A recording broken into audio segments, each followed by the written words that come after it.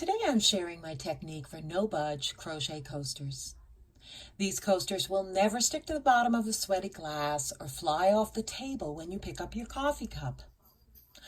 You'll need a couple straight pins, sharp scissors, a ballpoint pen, 3mm crochet hook, and number two weight, 100% cotton.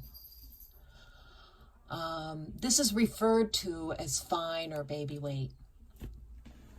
I found that the number 4 weight that I started making these with, known as sugar and cream or peaches and cream, this cotton finished into a coaster with a backing that was way too bulky and cumbersome.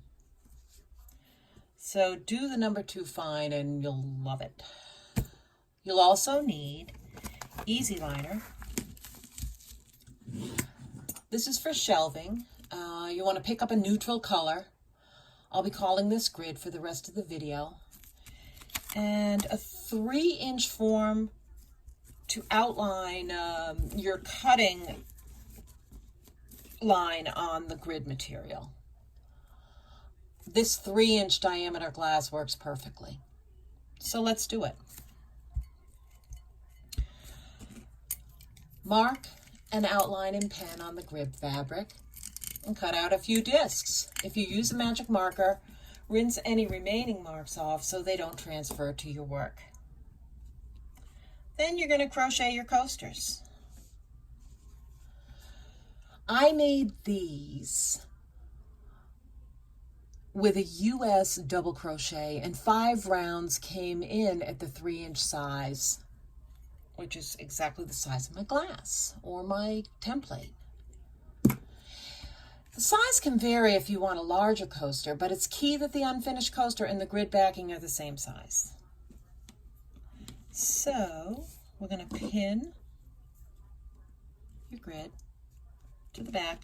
You just want to make sure that it's not going to slip so that it's easy to catch all your edges in as you go around. I use a half double crochet stitch because it catches this in well, binds it well, and makes a good foundation for your final border.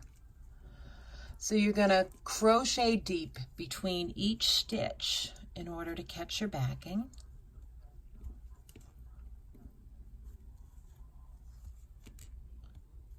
And every 3 or 4 stitches, even though you can feel it, you want to just flip it over and make sure that you are catching it in all the way around.